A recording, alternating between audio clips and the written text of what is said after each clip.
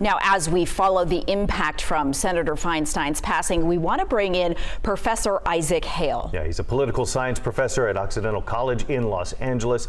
Thank you so much for your time. When we talk about trailblazers, there really was no better example than Senator Feinstein. Absolutely. I mean, she had quite the career. She was the mayor of San Francisco from 1978 through 1988, ascending to the office after the assassinations of Mayor George Moscone and Supervisor Harvey Milk, the senator from California since 1992, and perhaps best known for authoring the 1994 federal assault weapons ban and for being an outspoken advocate on women's rights, the environment, and reproductive choice.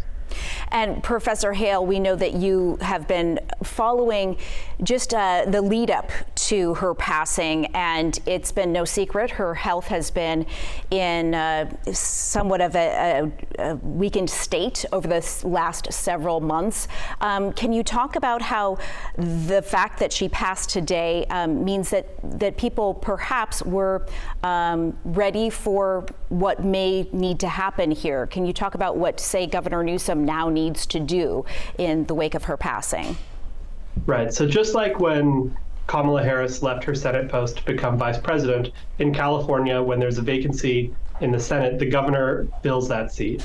Alex Padilla who we just heard from, filled Kamala Harris's seat. And there are a whole number of potential people who could fill Senator Feinstein's seat. Now, Governor Newsom has indicated that he plans to nominate an African-American woman to fill the seat. And he also indicated on a recent Meet the Press interview that he does not want to pick someone who is likely to run for re-election again in 2024. And so that probably rules out Congresswoman Barbara Lee, who is running for the seat in 2024. Professor, so when it comes to filling that seat, is there a timeline that needs to happen? I mean, obviously there's a lot of bills and a lot of discussion going on right now in D.C., especially regarding the passing of funding the government at this point. So as soon as possible is the answer. And it's most important actually for figuring out who is going to sit on Senator Feinstein's seat on the Senate Judiciary Committee.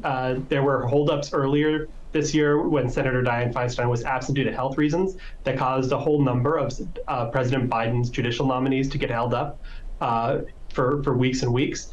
But considering that Senator Feinstein has passed away, I would expect that Democrats will be able to place one of the current members of the U.S. Senate Democratic Caucus onto the Judiciary Committee and keep those things moving. With regards to the government shutdown that is we're on the precipice of, funding runs out Sunday at midnight, Senator Dianne Feinstein's vote was not expected to be pivotal in that regard, given that it's broad bipartisan legislation on the Senate side of the aisle.